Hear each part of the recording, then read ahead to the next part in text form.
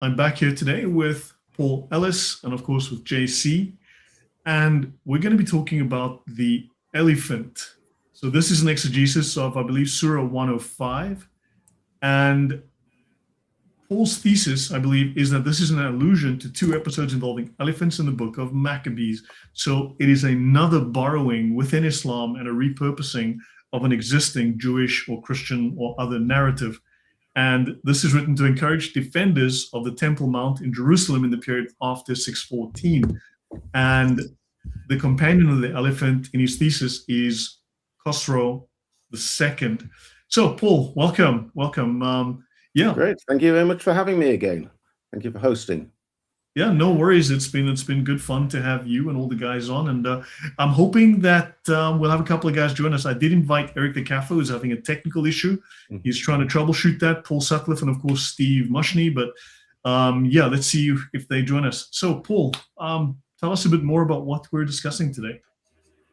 Well, you'll remember the last time I presented, I was talking about Jerusalem, and my general thesis is that the Quran engages so much with biblical themes, biblical stories, biblical characters, biblical laws, that then the Jerusalem is so central to the Bible that the natural starting point for asking where was the house of God in the Quran, where is the sacred place of prostration, where is the standing place of Abraham, the starting point would be where would those places be in the minds of Abraham and Moses and David and Solomon, and Mary and Jesus. So that was my last talk, and I want to go down and do something a little bit more specific. So if I share my screen.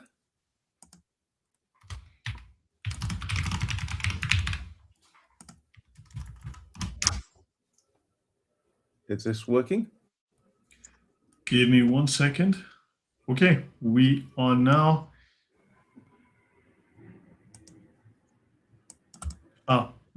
Get your presentation ready.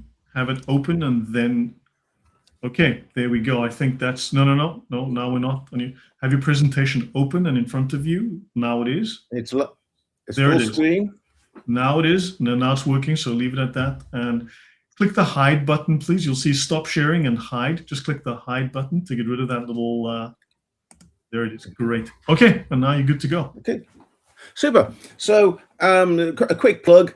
I've written all this down in a book, and 50% or 57% of the book is available online. It's free for anyone to have a look at and browse. It's quite long, but I think it's quite good. And this is available on academia.edu. If you go onto academia's website, webpage, and you search for Paul Ellis, Jerusalem, City of Islam, I think you will find it with no difficulty. The remaining 43% will be published as part of the book at a future time, but there's ample material there now to show that my thesis is correct. Great. Today we are going to be having a look at chapter 3, or one part of chapter 3, which is called the elephant in the Quran. And here we go, the elephant in the Quran. I'll start off with just some historical context. Muslims, the traditional Islamic narrative has it that the Quran, the first revelation was given in the year 610. And then Muhammad continued to announce verses of the Quran until his death in 632.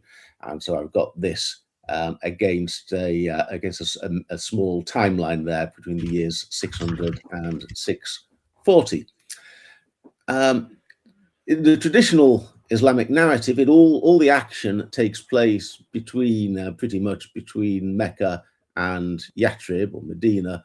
And the affairs of the rest of the world don't really impact upon the Quran author or his community, the audience or their opponents, very much at all. There's one passage from Surah Al-Rum, which is only about one or two or three verses maybe, which seem to relate to a war that's going on at that time, but it seems to have no significance to anyone's life.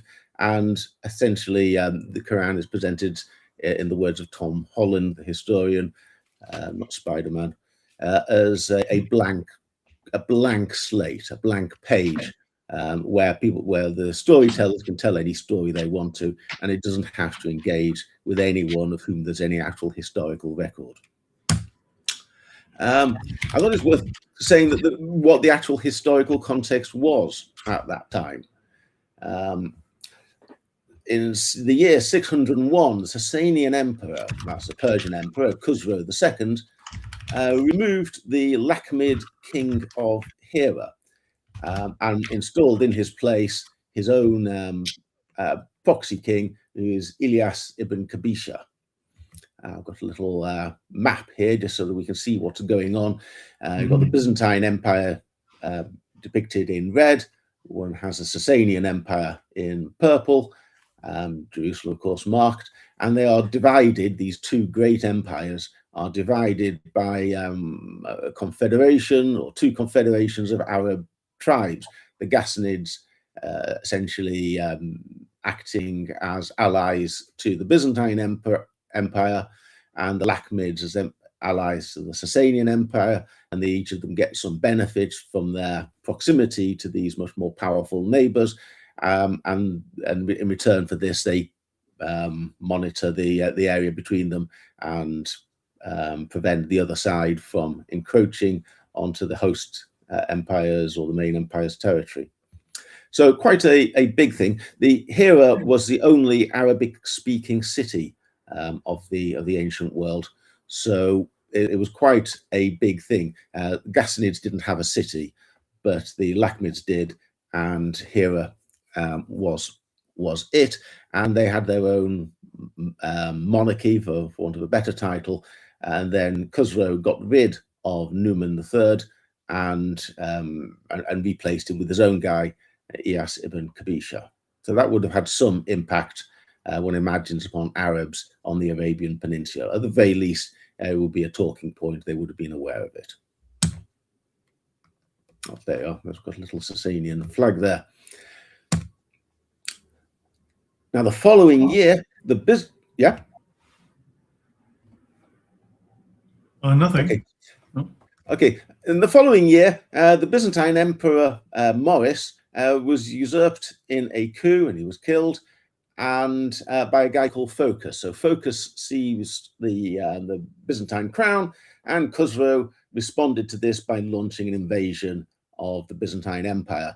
Khusro had a friendly relationship with Maurice and didn't take kindly. He had a treaty called the Eternal Peace, and when Maurice when Phocas usurped Maurice, he regarded that treaty as at an end and immediately launched an invasion of the Byzantine Empire. Phocas, by the way, 610, was killed and replaced by Heraclius, who we'll hear more of in due course. So the war went very well for the Sasanians. It was quite a long war, about 28 years in total, sometimes called the last great war of antiquity. But it began well, with the Sasanians sweeping all before them and effectively taking control of the whole of the Byzantine Empire's territories in Egypt, Palestine, and the Middle East, and even east of Anatolia.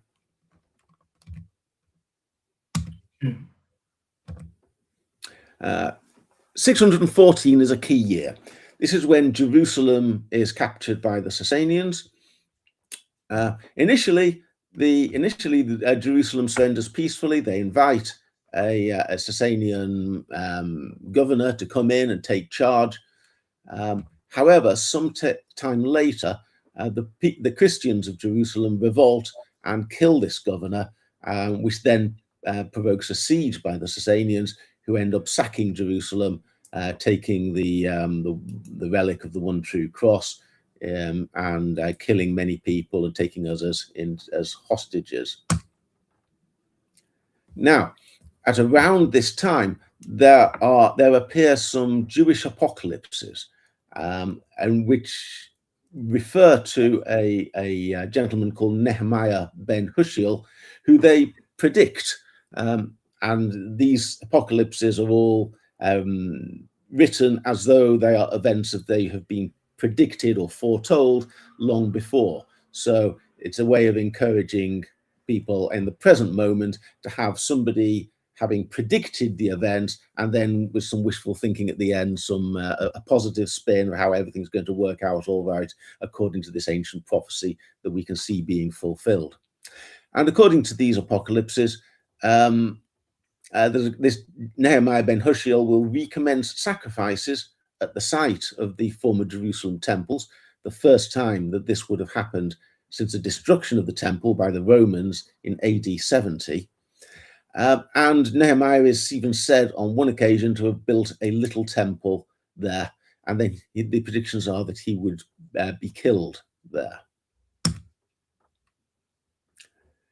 Meanwhile, in 617, there's an Arab revolt, and there's a bit of mystery about it all, but there are reports of a battle called the Battle of Dukar, in which an Arab tribe, strangely enough, the Banu Bakr, which is the same name as Abu Bakr, who's the second caliph, but the Banu Bakr revolt, and they have a battle with the Persians, in which Iyas ibn Kabisha, remember he's the guy who Khusro had installed as king of Hira, led a Persian army against the rebels, which then lose, and the Arabs are able to secure a famous victory against the Persians.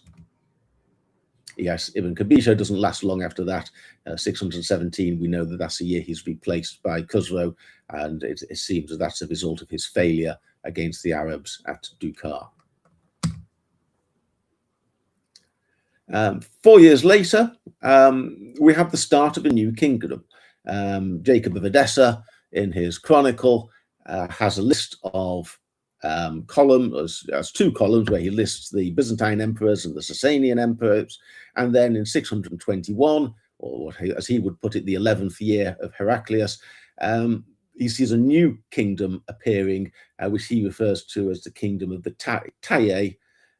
And he says this was first ruled over by Muhammad. And we also, at this same stage, see a new Arab calendar. So Arabs start counting from this point in the Islamic calendar. Heraclius, there's a Taye, okay. Then 628, Heraclius is victorious in the war. He stages a remarkable fight back and comes in, attacks Persian capital Ctesiphon, and forces the Persians to get rid of Khusro, and then they sue for peace and give all their territory back. So we have a return to the position as it was before the war, at least as far as these 2 empires are concerned. But the major difference now is we never hear about the Ghassanids or the Lakhmids again, and the Taye seems to have taken its place. Can you just pause there a second, Paul? I just want to introduce a long-lost relative, Eric the Kaffir. And really good to see you, Eric. It's been a long time. Yeah. I have asked Usama to invite you numerous times, but Usama said, Lloyd, Eric is better looking than me. Eric is more charming than me. Eric is probably more intelligent than me. I can't have that, you know? The only thing that I have on Usama is probably the height. He's like 5'6" and I'm 6 foot. So that's about the only thing that I have on that man. So Paul called me last week, asked me to come on your show. And I was at the Iowa State Fair. I was in Iowa last week. And I was just like, look, man, I'm on my way to some pig competition over here. You're not interrupting that. I have priorities in my life. I got to get there. So I'm sorry for bailing on you last week. And yeah, it's been a while. I couldn't even it's been so long since I've done a stream, Lloyd, that I can't, I'm locked out of my own Streamlab account here on my computer Don't stress. You shouldn't need to have logged in, but that's okay. So Paul, we're on with JC, who you probably know from the interwebs, and we've got Paul Ellis. And Paul is presenting today a very interesting history of the Well, the Tayaye, which I think we've heard of, and the elephant, Surah Al-Fil, and the whole potential history around that. And Paul has a fantastic, here it is. Paul has a fantastic book that he wrote. This is called Jerusalem, City of Islam, which is about 4 million pages. It's excellent. And yeah, and also Eric, of course, I had spoken to Usama many times, but yeah, I mean, also you're welcome to join us in the future. We've got some other talks coming up on Mecca and various other things where, we'd love for you to contribute and be part of our panel. Yeah, that's perfect. Yeah, I appreciate the invite and being patient with me to finally figuring out how to get logged into the stream. No stress, man. It happens. So Paul, meet Eric. Eric, meet Paul. Hello, Paul. Eric. Yes, Paul. You don't sound like you're from America. Am I wrong on that? No, I'm in London at the moment. Oh, But, London. a Yorkshireman by birth. Ah, I see. Okay, so is all the rumors true about London being a soon to be a stan anytime soon, or is that just the rumors? No, it's got it's London is changing very rapidly. That's true. It's sad, very sad, because even though I mean the United States and England have such a knotted history, and to see the things happening to your country today is just it breaks the heart. I'm going to be honest, it just breaks our hearts to see that happening, and it's because we have these common roots together. So I pray for your country. I honestly do. Yeah, right. I'm not very optimistic about the future. On the other hand, if everyone reads my book, then things might get a lot better. So, what's your last name, Paul? What's Paul's last name again? I'm going to look at his book. Ellis. Ellis. Ellis. Got it, Paul Ellis. Gotcha. Let me send you a picture of the cover on Teams, Eric. Okay. Do you sell it on Amazon or no? Oh, you can't buy the book yet, but I've uploaded 57% of it free. So you can read the first 57%, and then my hope is I'll drum up a little enthusiasm and then make a killing, because everybody will be willing to pay top dollar to find out how it ends. That's my business model. Right. I'll look forward to that then. I'll definitely bring it. I was going to order it. I was just because every time we get the last person. I don't know if you've ever had Karen Thompson. Yes. On your show before. She had a book that I bought, and it's really well done. It is. Actually, I should bring her back. Right, she's really good. So yeah. So let's get back to Paul's. Okay, sorry. To Paul's book, but yeah, please feel free to contribute and discuss. I did invite Hussein as well. I'm not sure where he is, and also Paul Sutliff, but we shall see how it goes. Yeah. So Paul, I'm going to load your screen again now. By the way, I only have one comment on the situation in the UK. Millions must go. I think so. Eric dropped off again. So keep going, Paul. Thanks. So the Lakhmids and the Hassanids or Ghassanids became the Tayaye. Those two nations disappear, and the Tayaye appears in 621. So they're a new amalgamation of the two groups, or they're a separate group that edges them out? Well, I think there's a certain a lack of information. We can't be exactly clear as to where the borders of the Tayaye were or what circumstances led it to come into existence.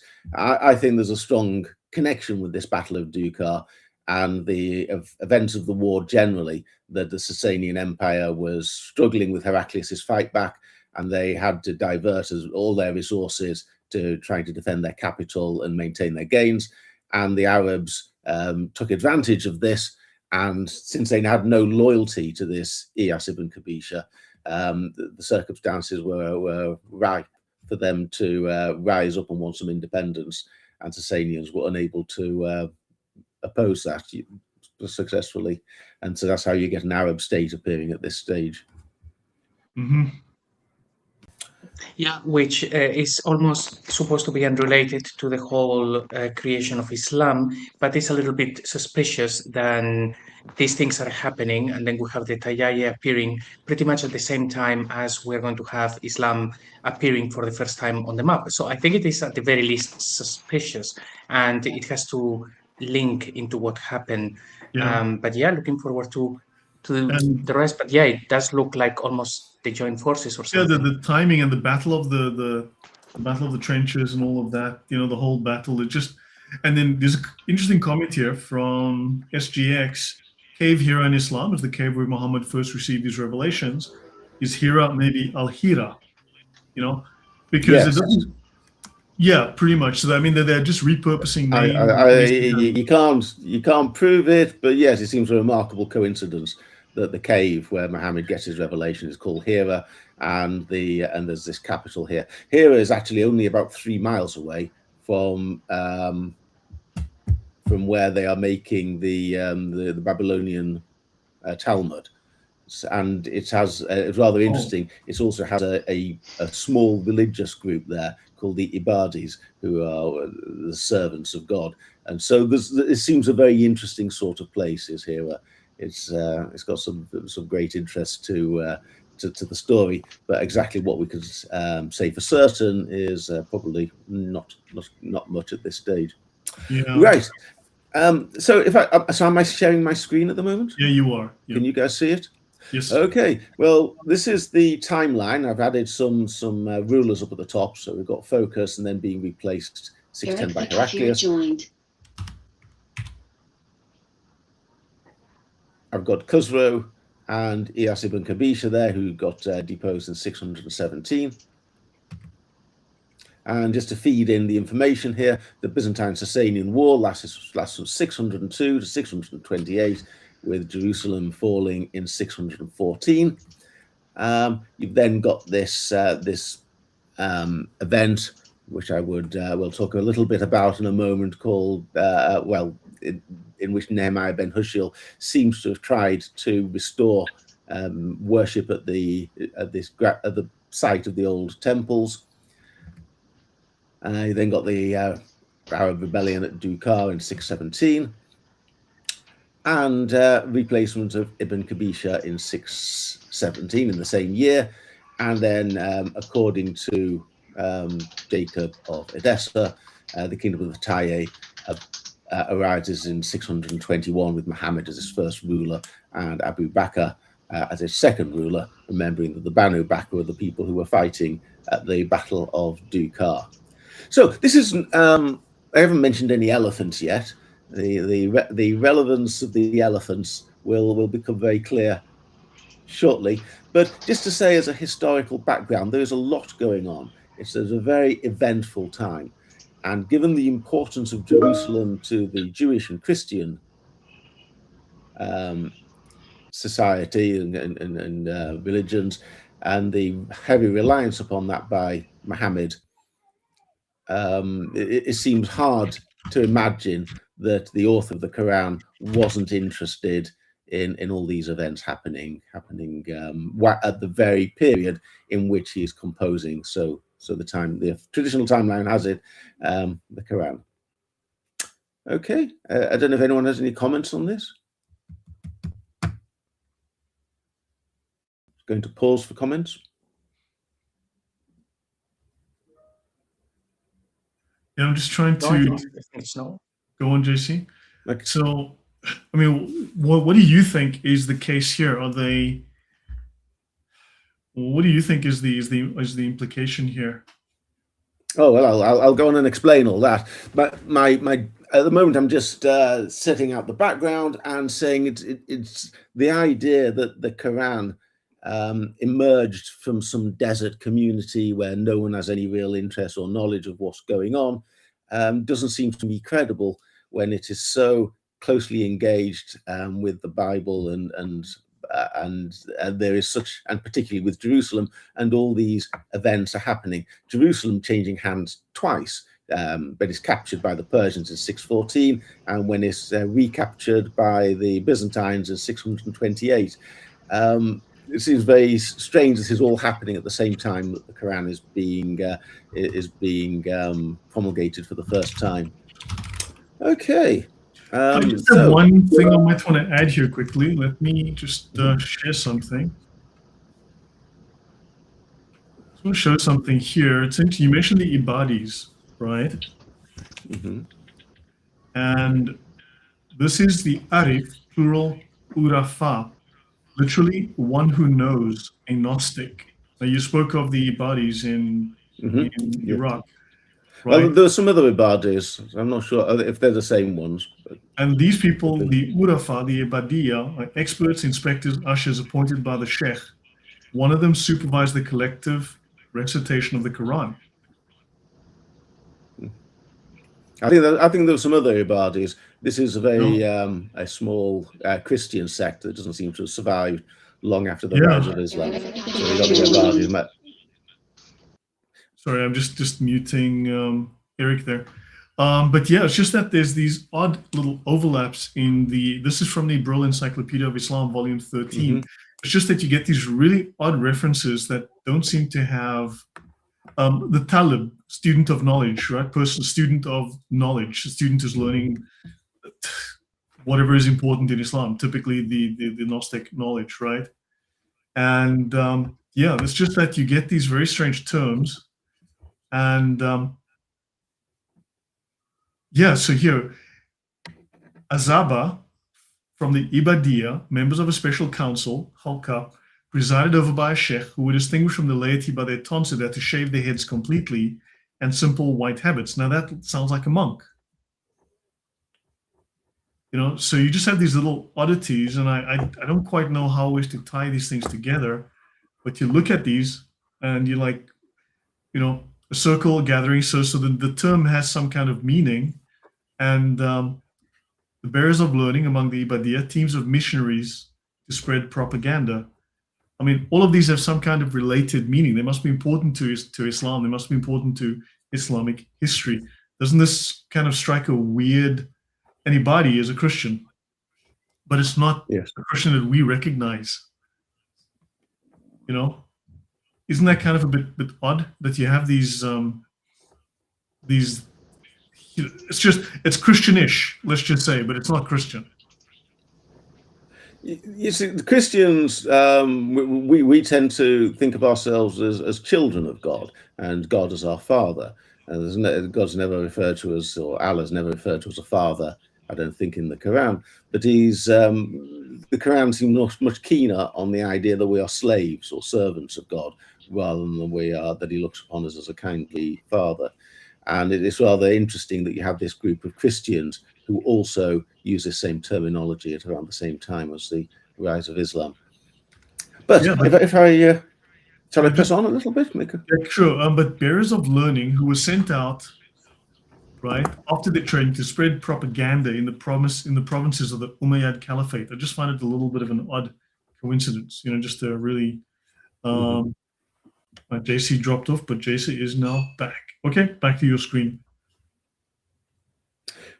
Great. So I just don't want to get too bogged down in these Jewish apocalypses. But I should mention them. There are 5 in total, and they are all summarized in a book by a gentleman called Mitchell, called Messiah Ben Joseph, I think. And there are 5 of these, and all 5 of these apocalypses foretell, in inverted commas, after the event, they all foretell that there's somebody who carries the name Nehemiah ben Hushiel, one of the leaders of the Jews in exile in Persia was called Hushiel at this time. So, and Nehemiah was the guy who rebuilt the temple. So it's possible that it's a name that it's the guy who rebuilt the temple who's the son of Mr. Hushiel, possibly. And it says that Nehemiah ben Hushiel will raise up a Jewish army and inflict a severe defeat upon Rome, capture Jerusalem prior to being slain by his enemy. So all 5 of these different books have somebody predicting this sequence of events, and it seems very likely that they all predict it because this is what actually happened. That's the way these apocalypses tend to work. Nehemiah ben Hushiel, 2 of them talk about him re-establishing sacrifices at the site of the Jerusalem temple. That's the chapter of the Greater Palaces, and probably the best known one, which is the book of Zerubbabel, the Sefer Zerubbabel. There's some disagreement as to who's responsible. 4 say it's Armilos, which is a kind of code for Rome. One of them is, which one we're going to talk about, which is Shirvan, king of Persia. And I was just going to give a quote from one of these, from this chapter of the Greater Palace. No, it's not. It's the Signs of Rabbi Shimon ben Yochai. And it's just an example, one of the 5, as to what these actually read like. 40, so somebody is writing this as though it had been predicted long ago from some seer or some angel. They said, 40 years before the Messiah ben David comes, whose name will be Menahem ben Amiel, will come Nehemiah ben Hushiel, a man of Ephraim ben Joseph. That's the Joseph is the biblical patriarch Joseph, and Ephraim is his son.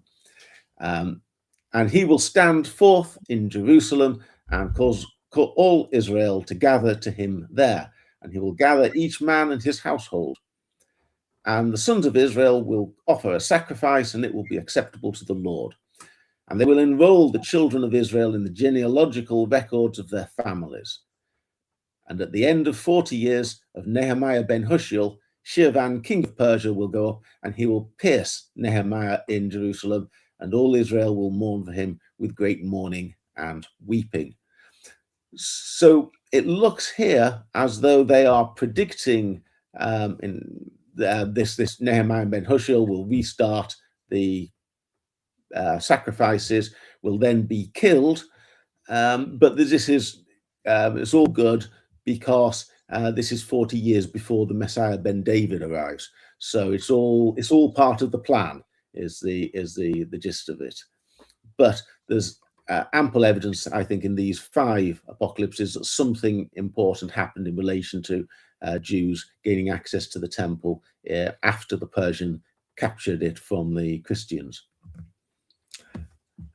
There's another source here, which is a song, or a liturgical song, a hymn really, called Hiet, I can't really pronounce it, Ligor, The Time to Rebuke, which says, this is a hymn, as I say, that was sung in synagogues, and the words go, and Assyria shall go forth against her, which they mean Rome. This is really Persia going up against Rome, and we will plant our gear along her borders, and Assyria will destroy Rome's tents, and the idols will be ashamed, and all the images confounded. Panic will Assyria install in her.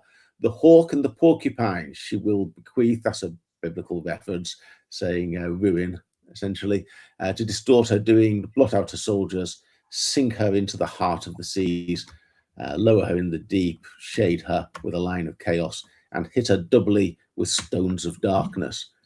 A brief respite will then be gained by the people of holiness, and that within context is the Jewish people.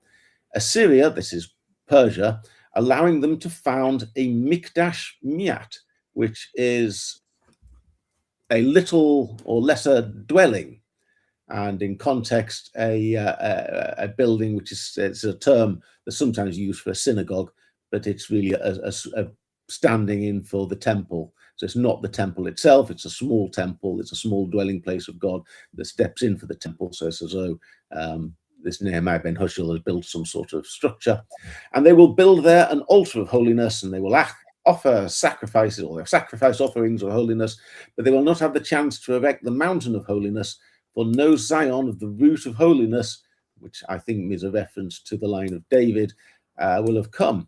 So first there will come the advance guard into the temple to talk to the people, and he will be made a general and a head. Then he will be made a prince, and he will be made a king. And with 3 months he will carry, and there's a word don't know, no one knows what it is. And then upon him a general will pounce, and in the temple he will be trampled, and on the rock, that's the rock of the temple, his blood will be spilt. So it's a liturgical song. It's a bit like the Psalms. One has to decode it to some extent because it's expressed in religious language. But like the 5 apocalypses, there's evidence that Jewish people were doing things up on the Temple Mount on the rock, and they were trying to restart sacrifices, but it ended with this person being the priest being murdered and his blood spilt on the rock of the temple. So my conclusion on this is it would seem that this Nehemiah ben Hushiel had allied himself with the Persian army, and this gave him gave an opportunity for Jews to resume sacrifices to Yahweh that were mandated by the Torah on the sacred rock that had been prescribed for the purposes by the angel of the Lord. You will remember the angel of the Lord led David to the way he wanted them to build a temple in the Hebrew Bible. And the foundation stone of the 2 previous temples. According to the Piyut, the Hayat Legal, that's the time for rebuke, Nehemiah even appears to have built some structure over the rock, which is called the Mikdash Miat, or little dwelling for Yahweh. Now, remember what I said about the attitude of the Jerusalem, how they surrendered the city. Right. Sorry, I'm getting a little bit of noise interference here. Is anyone else hearing this? No? Yeah, I Okay. heard for a second there was a little bit of, I don't know if it is that Eric is not muted and there was a little bit of sound back, but no, we didn't say anything, Paul. Okay, so remember I talked about the people of Jerusalem, how they surrendered the city to the Persians because they had no army of their own and they couldn't defend it. But then there was an uprising and the Jewish people killed the Persian governor. And I offered the suggestion that maybe the violent reaction of the Christian population of Jerusalem was a response to these activities up on the Temple Mount and what they might have seen as an attempt to rebuild the temple. And this culminated in the murder of the governor, who some people have even suggested might have been Nehemiah ben Hushiel himself. And the rebellion led to the punitive sacking of the city by the Persians. Mm-hmm. So dramatic events. And my conclusion number 1, I've got a few 3 conclusions here. Conclusion number 1 is that after from Bain Bash, he's got the comment here, the Beit HaMikdash, right? Mm-hmm. Sounds very similar to what the Muslims say, the Beit al-Maqdis. Yes, that's no coincidence there, is there? They talk about the holy house, and they use exactly the same phrase as the Jews use. Strange when the Quran talks about the house of Allah 3 times, that the Muslims call the holy house the Jerusalem, not Mecca. Yes. So my conclusion number 1 is that after the Sasanian conquest of Jerusalem in 614, a group of Jews re-established temple sacrifices, built a small structure at the site of the former temples, and that this movement was violently crushed after a siege by the Persians, who went on to sack the city. Okay, so important events, not the sort of thing that one would have expected the author of the Quran to have been uninterested in, I suggest. Don't know if there are any comments anyone wants to make on that, or Eric, any thoughts from you on this? Anything stood out to you? Well, I'm trying to do 3 different things here, and I'm sorry I wasn't following as closely as I should. And I'm trying to understand his connection between Jerusalem and Mecca. Can you explain that to me, or am I just missing the entire thing here? That's actually an interesting thesis, Paul. Yeah, can you give us all a brief overview of the idea of the Jerusalem thesis, because I think it's a really fascinating idea. Yeah, So my overall thesis is when the Quran talks about the house of Allah, which it does 3 times, and it talks about the holy place of prostration and the standing place of Abraham and the Kaaba and the Masjid al-Haram, it is referring, and the mother of cities, it's referring in particular to Jerusalem. And when the Quran orders people to pray in that direction, it's telling people to pray to Jerusalem. And when it is telling people to make pilgrimage, the Hajj, it's talking about the Jewish pilgrimages to Jerusalem. And you're ruling out Mecca because of what? Why again? You're ruling out Mecca. Oh yeah, and just to complete, when it talks about waging a war and expelling people, the mushrikun from the Masjid al-Haram, expel them from where they have expelled you. This is trying to regain Jerusalem. It is trying to capture Jerusalem, which of course the Arabs did in 637. Spoilers. So yes, my whole thesis is all about Jerusalem. Mecca probably didn't exist in the time of the Quran. The city of Mecca was built at some later stage. So when did this change historically in Islam from Jerusalem to Mecca? Oh well, I devote the last 100 pages of my book to explaining how I think that happened. I would say quite quickly. The Umayyads up in the north, when they're building the Dome of the Rock, they still know that it's all about Jerusalem. But even by that stage, there are people down elsewhere in the Arab world who are making up stories about Muhammad, and they have absolutely no idea about Jerusalem, and they're just they've got a text they don't understand, and they're placing it out in the desert. And we don't actually get it rooted in the place of Mecca until after the Abbasid Revolution in 750. Okay, so all right. So the obvious question then is, when was the name of the city of Jerusalem edited out of the Quran, and do you have any evidence for that at all? For example, the Sana manuscript is supposed to be the oldest extant copy of the Quran, and the only time I think Mecca is only mentioned in the Quran one time, if I'm not mistaken on this. And with that, technically it's Becca, which is also a term related to Jerusalem.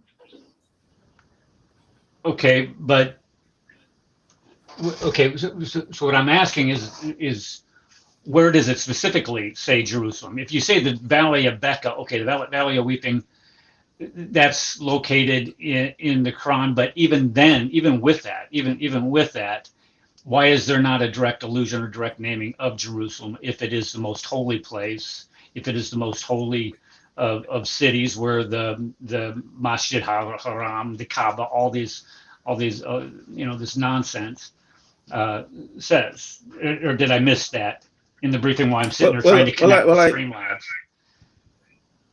Well, I addressed this, I laid the groundwork for this in my previous presentation. So this is building on. I'm trying to get onto the elephants, it's when people say Jerusalem's not mentioned in the Quran, that's not true. You correctly said it's not named in the Quran, but the Jerusalem is mentioned in the Quran. I just lost the audio. Okay, go ahead. Say that again. You say it's not true. Jerusalem's not mentioned in the Quran. That's not true. Why is that? Yes, Jerusalem is mentioned in the Quran several times. It's just not by name. The name Jerusalem isn't mentioned, but there's no doubt when it sets episodes in the royal palaces of David and Solomon, and if it has Jesus being raised in the Mary being raised in the temple, and there are other passages which clearly refer to Jerusalem. The fact that the name Jerusalem isn't used is simply an indication that they must be referring to Jerusalem by some other title, which is what I would say the Masjid al-Haram is. Don't you find that curious? as far as, if this is supposed to be a book from, the most supreme being, Allah, is this supposed to be from Allah, that he doesn't mention the city by name, but only alludes to stories that are previously known. This Well, is we know. pretty standard in the Well, we Quran. They allude to the place of the Romans, the city of the Romans, the land of the Romans.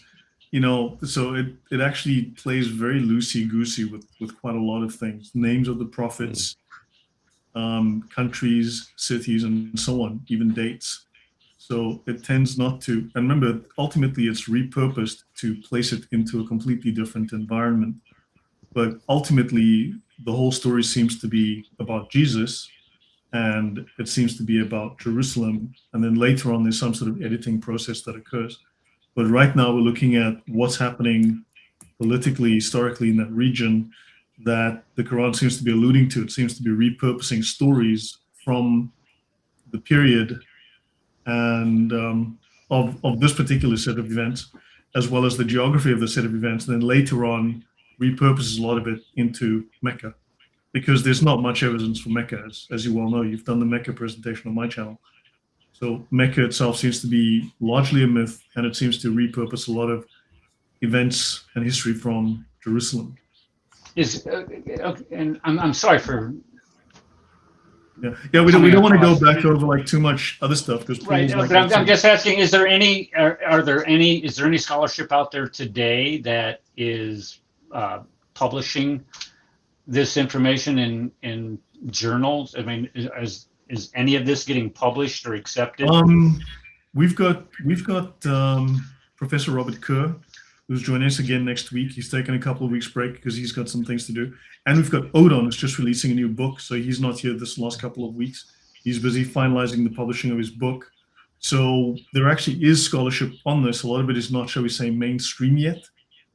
But I would encourage you, Eric, to have a read of my book, and that'll set it out more fully than is possible. That's for me to probably do what I in, should have done in the first place. You're right. Possible. Well, it's quite long. I don't blame people for not having read it, but I set it all out in great detail, very carefully, and I much more fully than I could do here, responding here. And my purpose here is to try and build up to my discussion about the elephants and what the elephants are doing in the Quran. So let's move back to that. Yeah, JC? May I just very quickly just try to address the question from Eric? Sorry, just a couple of minutes. So Eric, I think you are right, but the same question could be asked about the other places. Like, why is it that if Muhammad is preaching for 23 years, we have Mecca mentioned once, and it looks like a very gross mistranslation of the word. The city is not mentioned in history until 741. Why is it keeps talking about the city that it becomes from Yathrib? So it actually doesn't have a lot of information in there. It actually assumes that the reader knows where these places are and so on, apart from the lack of information in the Quran, of cities, places, and so on. But like Paul said, and he convinced me on the previous show when he actually said, it's talking about Mary being raised in the temple. People understand where that is. So it doesn't have to mention Jerusalem. But if anyone would say, well, Jerusalem would have to be mentioned, I would argue, and Mecca should be mentioned a lot by name, but it isn't. And so Yathrib just appears as the city because it conveniently, Yathrib became the city of the prophet. So one could argue both ways, but we have seen enough to think that Jerusalem has a lot to do with the origins of Islam and Mecca very, very little. Yeah, the Quran is terrible when it comes to geography. It is. If you read Dan Gibson's work, Quranic Geography, he gives you a breakdown of the number of places. There's only 65 specific locations that are listed in the Quran. 65. And I can't remember the exact number. One of them but the majority of them are way up in are way up north. They have nothing to do with the Hijaz. Yeah. And then, I mean, there's a lot of places that, like, that no one's ever heard of, no one's ever found. The Quran is absolutely not possible to use for any kind of archaeology. So yeah, before we get dragged off, we have invited Dan Gibson on. Dan Gibson has refused, although he said he would come on his own, but he refuses to sit with us in a panel. I mean, you think she's going to be jumped on and attacked. But yeah, Paul, back to you. I've got your presentation back up. So yeah, after the Sasanian conquest of Jerusalem, a group of Jews reestablished temple sacrifice, built a structure at the site of the former temples, and the movement was crushed by the Persians. So that's where we ended. Great. So that is the historical context against which, on the traditional timeline, the Quran is actually being announced whilst these events are going on. Okay, this brings us to Surat al-Fil, the elephant. Hast thou not seen how thy Lord, God, Allah, dealt with the companions of the elephant? Did he not make their scheming go astray and send against them Tyran, conventionally rendered as birds, but literally just meaning flyers, things that fly, Ababila, conventionally meaning in flocks, smiting them, and then there's some words which is mentioned that min sigil, which is normally interpreted as meaning with stones of baked clay, such that he made them like devoured straw. And that's the and that's it. That's the whole of Surat al-Fil. It's one of the very short surahs in the Quran. Now, the traditional narrative of this is that it all tells the story of an expedition by Abraham, who was the king of Himyar, which is in modern Yemen, to Mecca, and Abraham went there with an elephant to try and pull down the Kaaba. I've got a little quote here from Ibn Ishaq's book. It says, then Allah sent upon them, that's upon Abraham and his army, birds from the sea like swallows and starlings, and each bird carried 3 stones like peas and lentils, 1 in its beak and 2 between its claws. Everyone who was hit by the stones died, but not all were hit. They withdrew in flight the way they came, continually falling by the wayside. Whoa. Did we lose something, or is it me? Paul just joined us again. Give me 1 second. Welcome back, Paul. So did I disappear? You disappeared there for a minute, but you're back now. Okay, where do you want me to go back Falling to? by the wayside, I think, dying miserably at every watering hole. Okay, Abraham was smitten in his body, and as they took him away, his fingers fell off one by one. That sounds nasty. And they alleged that he died and his heart burst from his body. So we got this is a traditional Islamic understanding in which the flyers are seen as birds with little, these lumps of clay are seen as tiny little pebbles, and that's not going to do any harm, but one has to assume that God gave these miraculous powers so that if you got hit by one, it instantly killed you. And that would be the traditional Islamic understanding. I've got 1 or 2 reasons to be skeptical about this. Number 1, why would Abraham have wanted to destroy the Kaaba? What interest did he have in destroying it? Was there any purpose? What was behind it all? Secondly, my bullets wandered off. Why would he have needed an elephant to do this? Why? It's not a very efficient way of destroying a building to bring an elephant, of an army to bring an elephant around. Muhammad destroyed plenty of shrines, and he didn't have any elephants. Muhammad's technique was when he, as he did with Hunayn and Taif, he gets the local people, he defeats them militarily, and then he gets them to tear down their own shrine. It seems rather implausible, the idea of an army going along, bringing it with it, particularly an elephant, in order to pull down the Kaaba. Also, worth bearing in mind that according to the same Islamic narrative, the Kaaba was in such poor repair they had to be rebuilt anyway, because we all know the story of Muhammad being selected to put the black rock in its place after the renovation of the Kaaba. So it can't have been particularly sturdy condition at that stage, so that it needed an elephant to pull it down.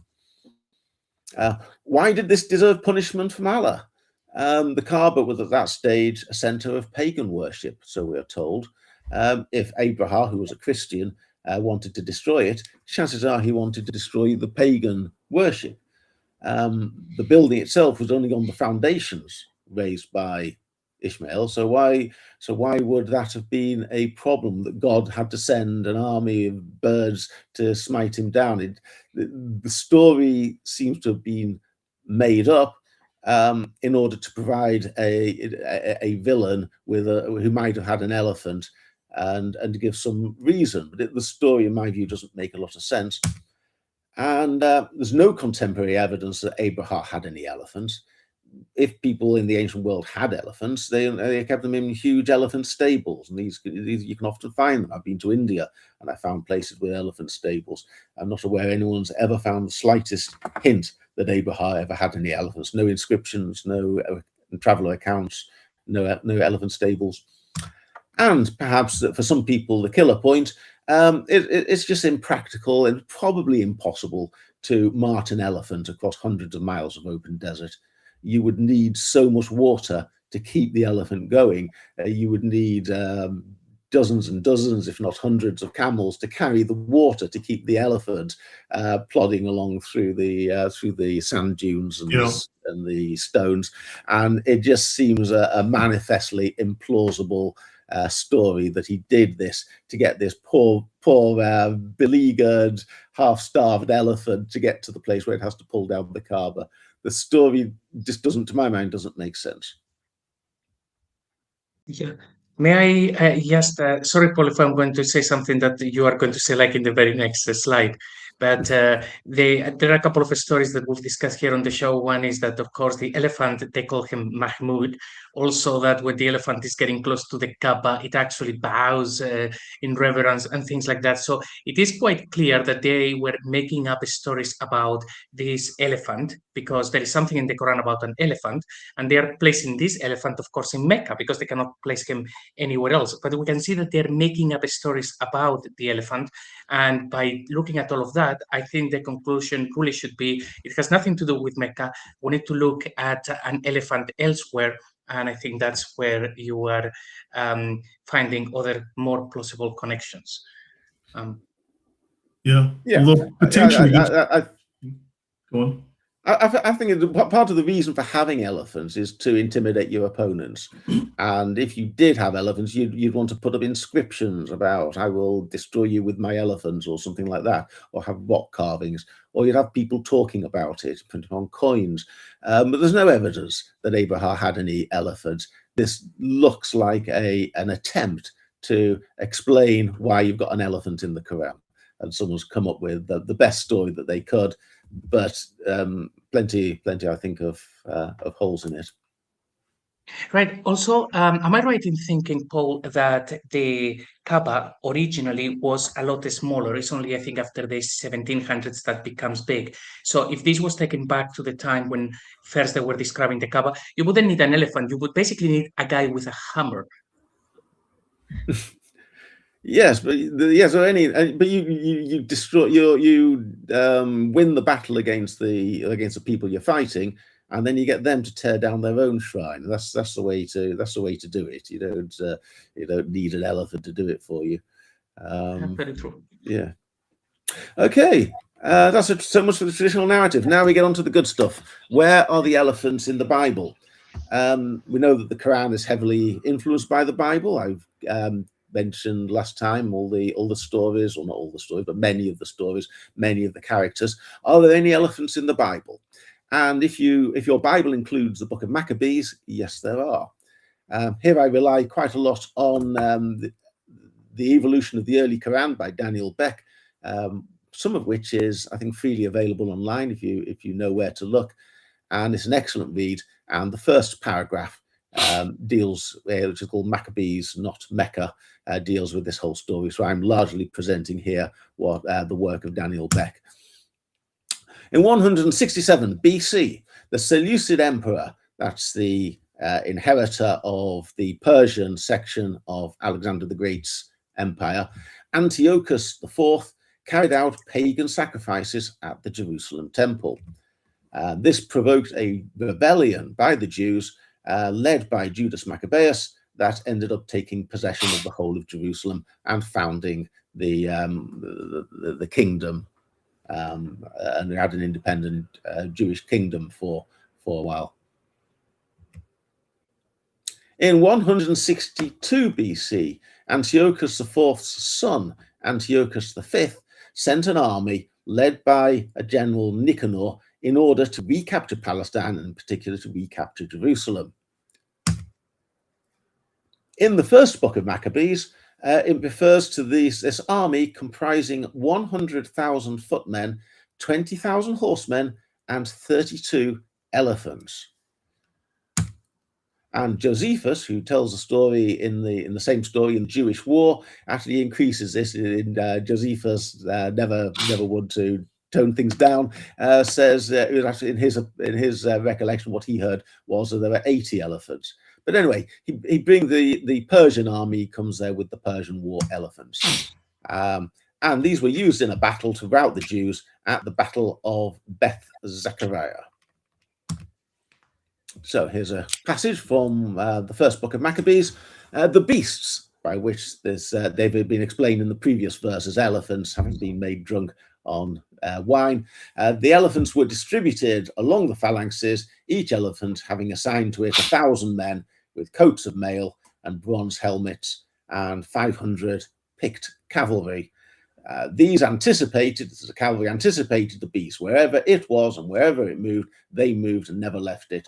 A strong wooden tower covered each elephant and fastened to it by a harness held besides the Indian Mahout 3 soldiers which fought from the tower on top of the elephant.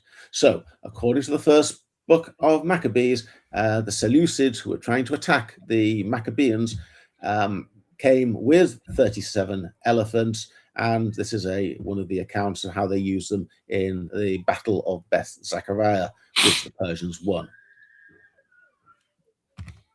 And there's a picture of for those in the days when we had beautifully illustrated Bibles. That is a illustration of the elephants being used at this battle. The second book of Maccabees also refers to elephants, this time in relation to the siege of Jerusalem itself. So the second book of Maccabees reads, Judas Maccabeus, contemplating the hosts before him, their elaborate equipment and the fierceness of their elephants, stretched out his hand towards heaven and called upon the Lord who works miracles, for he knew that it is not through arms, but through the Lord's decision that victory is won by those who deserve it. He prayed thus, You, O Lord, send your angel in the days of King Hezekiah to Jerusalem and slew 185,000 of Sennacherib's army. Sovereign of the heavens, send a good angel now to spread fear and dread before us. By the might of your arm, may those be struck down who have blasphemously come against your holy people. So that's Judas Maccabeus facing the fierceness of the elephants and giving this prayer, asking God to send down an angel and give him victory. But that reminds you of that story where the angels came down and fought on behalf of the Muslims. So that also has echoes of that particular story. Well, we actually have some elephants engaging, some angels coming down and engaging with elephants in a moment.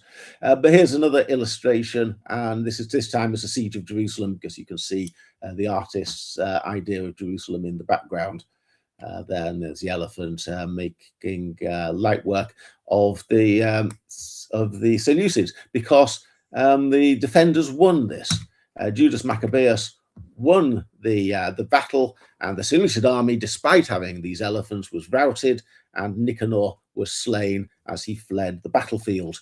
So this has got very positive associations for Jews, obviously, that an evil tyrant would come against them, relying on his elephants. But if you pray to God, God's strength will overcome it all, and will overcome the power of the elephant. Elephants also mentioned in a separate story in the third book of Maccabees. This was actually set earlier, although it's book 3. It's actually set sometime earlier. It's in 221 BC, when Ptolemy, who was then the Egyptian, ruled over the Egyptian empire that had been left to him by Alexander the Great, had sought to enter the Holy Holies of the Jerusalem temple. He'd been prevented from doing so by an uprising of the Jewish people, which caused him to suffer a fit, which left him shaking and paralyzed. He departed Jerusalem with bitter threats and devised a scheme to avenge his humiliation by executing 500 Jews in Alexandria, by having them trampled to death by elephants. And as the third book of Maccabees tells the story, just as Eliezer was ending his prayer to Yahweh for salvation, the king arrived at the hippodrome with the beasts, namely with the elephants, and all the arrogance of his forces. And when the Jews observed this, they raised great cries to heaven, so that even the nearby valleys resounded with them and brought an uncontrollable terror upon the army. Then the most glorious, almighty, and true God revealed his holy face and opened the heavenly gates, from which two glorious angels of fearful aspect descended, visible to all but the Jews. So they couldn't see, but everybody else could see them. They opposed the forces of the enemy and filled them with confusion and terror, binding them with immovable shackles. Even the king began to shudder bodily, and he forgot his sullen insolence. The beasts, that is the elephants, turned back upon the soldiers following them and began trampling and destroying them. And here we have another illustration which shows you've got the Jews there and the elephants who had been threatening them, about to trample them underfoot, and two angels of the Lord appear from the heavens, causing the elephants to stampede and trample their former guards. So in both the second book of Maccabees and the third book of Maccabees, believers are saved from a scheme to slaughter them, designed by a tyrannical foreign king whose use of war elephants as a symbol of power availed them not against the righteous who put their faith in God, trusting God. And there are some pictures of showing how these victories, because there may be some Christians, but the books of Maccabees aren't in all Bibles, and there's some Christians maybe who for whom aren't familiar with the elephants in Maccabees, but the Jewish people haven't forgotten, and the Jewish people celebrate the battle of and the conflict of the elephants, particularly around that time of Hanukkah.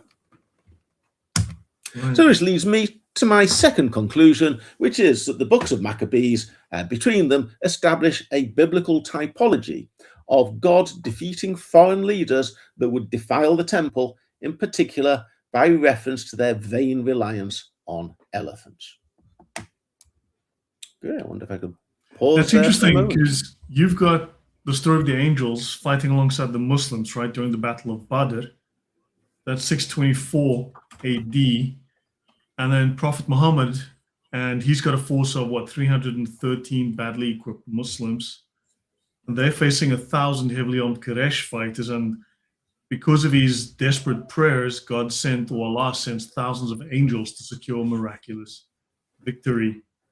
I mean, there are certain parallels here to these stories, like they repurposed an idea and they simply reused the elephants elsewhere. It's a really odd set of parallels. Well, the book of Maccabees was made, obviously, BC. It was made second century obviously BC. Well established and well known. So the biblical, the Quranic story, the stories that are told often. I mean, I think I make a long list of these, but we all know them. The traditional Islamic narrative recreates scenes from the Bible all the time, and so to me, it's no surprise that when people are trying to explain the Quran, they go to the Bible for a story, and then they fit it into the biblical, into the story of Muhammad. But these are all based upon my interest, of course, isn't the narrative. My interest is, what did the Quran originally mean? And I want to say that when Surah 105 talks about the companions of the elephants, he's talking about the Seleucids, or the Ptolemy. Yeah, because, I mean, you can see in Yemen, for instance, there's the possibility of elephants, because a lot of there's vegetation, there's rivers and so on the coastline, and they could have traveled from Ethiopia across by boat. That's feasible, and apparently it has happened. Jerusalem also, I mean, Hannibal crossed Italy with elephants, and that's just down the coast. But Mecca, across that desert, yeah, that is highly unlikely. Not without it's borderline impossible. But if you could do it, it would be so difficult. You've got to ask why. why would he do it? It doesn't make a No, it lot would of sense. make To no build sense. out, to pull down the Kaaba, which he probably didn't know or care about. Okay. I was just going to add that Mecca only gets 4 inches of rain a year, so the impossibility of an elephant existing in Mecca or subsisting in Mecca for the extended impossibility period of a of time is city, virtually the impossibility of a impossible. city existing in Mecca without modern technology. Yeah, Well, and also that- they have flash floods. They don't have consistent. Paul disappeared there for a second. I mean, they have flash floods. They don't have consistent rain. They didn't have a proper dam system or proper irrigation system, and they can't even support a population of 5,000 people. I mean, they would need water for agriculture, water for farming. I mean, water for the animals that they had, and there's no way they can even account for that. Never mind a bunch of elephants. Okay, Yeah, shall I press on? I think we're doing okay for time, but I don't want to run short of time at the end. Okay, am I sharing again? I can't see. Yes, you are. Excellent. Right. So let's go back to the text. I want to make a couple of points on exegesis here. One of them relates to this word tyran, which, as I say, comes from the word flyers, meaning birds. So tyran is certainly employed elsewhere in the Quran to mean birds, but as a noun, it literally, from the verb to fly, it literally means flyers. And the word, I think, is broad enough that it could include angels. And there are there's more to this. You have to read my book for the whole explanation. But there's a connection in the Quran between birds and supernatural forces seen as psychopoms, particularly the crow telling Cain how to bury his Abel's body. So Tyran is potentially an angel sent. So it's a prey. See how thy Lord dealt with the companions of the elephant. Did he not make their scheming go astray and sent against them flyers? It could easily be a reference to angels having helped the Maccabeans and the Jews of Alexandria. Oh yes, mentioned that angels. The Quran's very specific that they have wings. It mentions this in Surah 35:1. Then you've got this phrase, Hijrata min Sijin, which is how these flyers smote the companions of the elephant. Well, this phrase occurs in 2 other places in the Quran, 1181 and 1574. And on both of these occasions, it's used to describe the destruction of the people of Lot. And we all know from the book of Genesis that these are destroyed by God raining down fire and brimstone upon them from the heavens. So somewhat similar to the story of the birds striking the elephants, and yet in the case of the people of Lot, there's no suggestion that God needed to employ birds holding little pebbles in their beaks. God is able to dispense the fire and brimstone direct by his supernatural command. He doesn't need any intermediary force. One might wonder why you'd use exactly the same phrase if you're referring to a different type of punishment. Beck notes that the word sigilim, which is the item with which the companions of the elephant were struck down, derives from the same word that is used by Allah to roll up the sky on the last day. The Quran says, do I have a reference to this? Yes, 21:104. Allah, on the last day, Allah will roll up the sky like a sigil. And here, the word sigil is translated as like a scroll for writing. It's a vision that I think comes straight from Isaiah. Isaiah talks about on the last day, God will roll up the sky like a scroll. And this has obviously found its way into the Quran.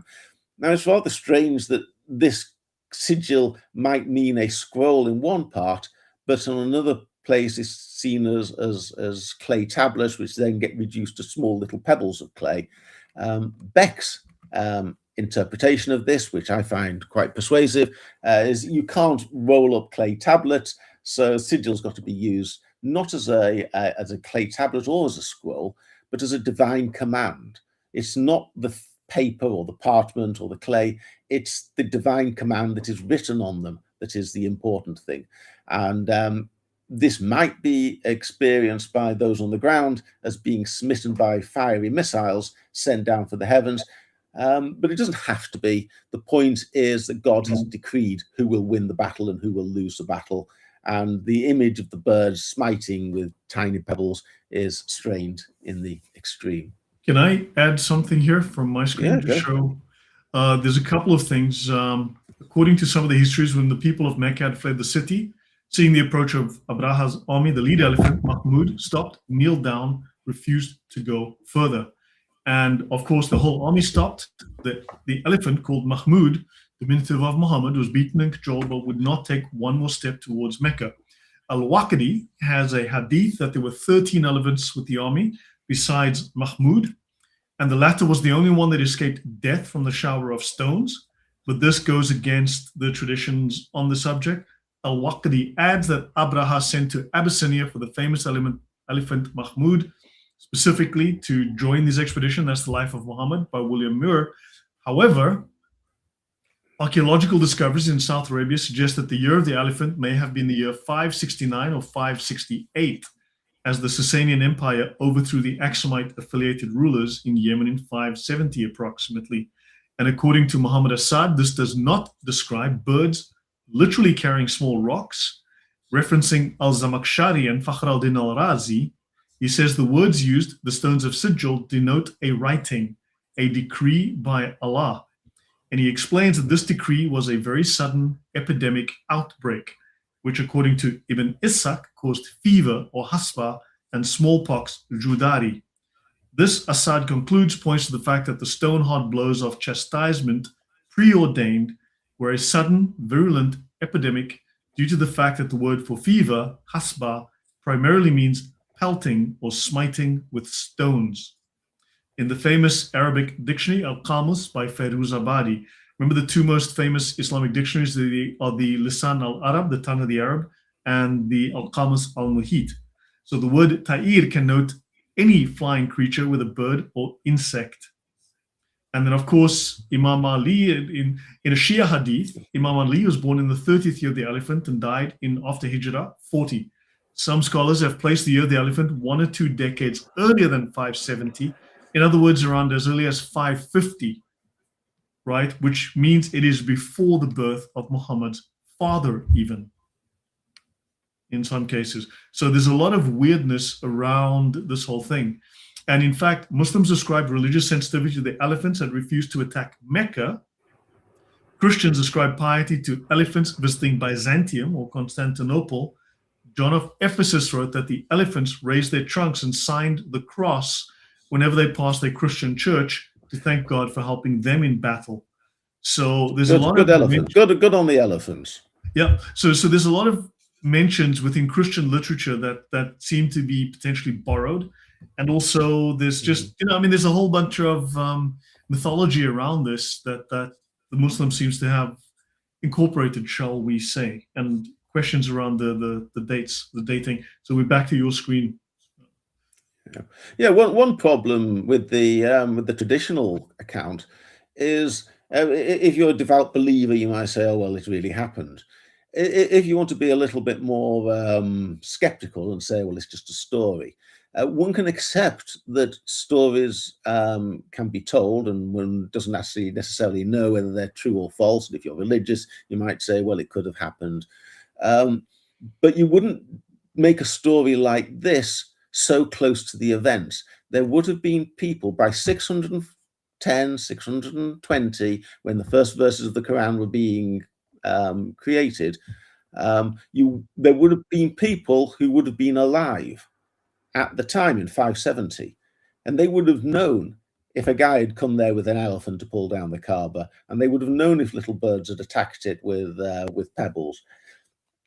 And you wouldn't tell a story like that if you were born in 570 to tell people, old people, what had happened before you were born with these fantastic stories, because they would remember whether it had happened or not.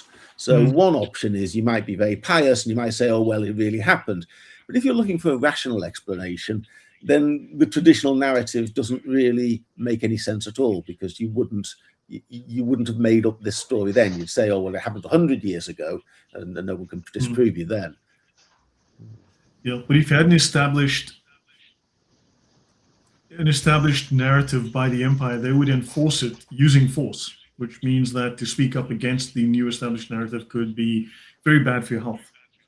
Yes, but this was by Muhammad. Muhammad didn't have that much force back in this would have been one of the Meccan surahs. So he would have just been announcing this verse while he's in, the Kaaba under the control of the Mushrikun. So it's unlikely, I think, that the traditional story even reflects what people believed at the time. Right. Okay. I was going to add something to that, if you don't mind. Yep. Yeah. Yeah, I was going to say two things. Number one, we find these stories, these heretical stories, this apocryphal and folklore stories all over the Quran. So to find something like this in the Quran itself should not be surprising to anybody. And then number two, you had spoken to the point that people would have mentioned this, that they remembered the event or something of those people who say things that were contrary to what Muhammad had to say at that time, especially in the Medinan surahs, didn't stay around very long. So the motivation to keep your mouth shut, I think, would have been kind of high at that time. But if this was a Meccan surah, on the traditional narrative, it would have had Muhammad. It would have had Muhammad. At this stage, he's only got a handful of followers. He's preaching and trying to gain converts to people in Mecca. And he's trying to persuade them by telling them a story about what had happened in the year that he was born, about how this elephant had come and been destroyed by the birds. And he would have been addressing people who would have had their own knowledge of what hadn't happened. I just find that it's rather implausible that he would have told this story. I think the verse, either you accept that these birds really did come along and smite the elephant, or if you're looking for a rational explanation, it's something other than that Muhammad was trying to tell people that this had happened, who knew full well whether it had happened or not. Not to get on the Dan Gibson bandwagon here, but he does mention that if this did happen in Petra, if they're referring to Petra, then the mountains themselves would have been close enough to the battle itself to where people could throw down rocks, and the perception of the birds or rocks coming from the birds, fair enough, could be there. But again, that's. I think people would have known the truth. The people there wouldn't have been confused. They would have known. Could just be a later interpolation. There's townspeople throwing the rocks down. And anyway, I'm not sure there are any elephants in Petra either. But anyway, Petra. I mean, you could throw rocks from there. I've been there, but it could also just be a later addition. They stuck it in much later when they could get away with it. Anyway, my thesis, as I've mentioned, is this is a biblical typology. It's an allusion to the Book of Maccabees, and he's trying to apply it to his own time. So, who in the Quran's time would be somebody who you might refer to as a companion of the elephant? The obvious person would be Khusro, because Khusro II was the emperor of the Sasanians, which I started off with my chart, and he had captured Jerusalem in 614. And he was responsible for the death of Nehemiah ben Hushiel when he tried to restart sacrifices. So if you're adopting the biblical typology of defending Jerusalem, as happened in the second book of Maccabees and the third book of Maccabees, where the elephants only come into play because a pagan king has tried to defile the temple, if that is the same typology, who in the Quran's time was a pagan king who was defiling the temple, and you've got Khusro II. Now, do I have any reason for thinking Khusro II would be a suitable candidate as the master of the elephants referred to in Surah 105? Firstly, he was the ruler of Persia, like Antiochus IV, who, as we heard, waged war against the Maccabeans. And he was also, through virtue of having invaded Egypt, he was also the ruler of Egypt, like Ptolemy IV, who'd used elephants against the Jews of Alexandria. So he is actually the ruler of the same two countries that of whom the rulers tried to use elephants in the book of Maccabees. Number two, according to one account I found, Khusro actually used elephants, because Khusro definitely had elephants. There's no doubt that the Sasanians had war elephants, very well documented. But I found a chronicle that says that he actually used his elephants in the war with the Byzantine Empire. So here we've got the chronicle of Theophanes the Confessor, which reads as follows.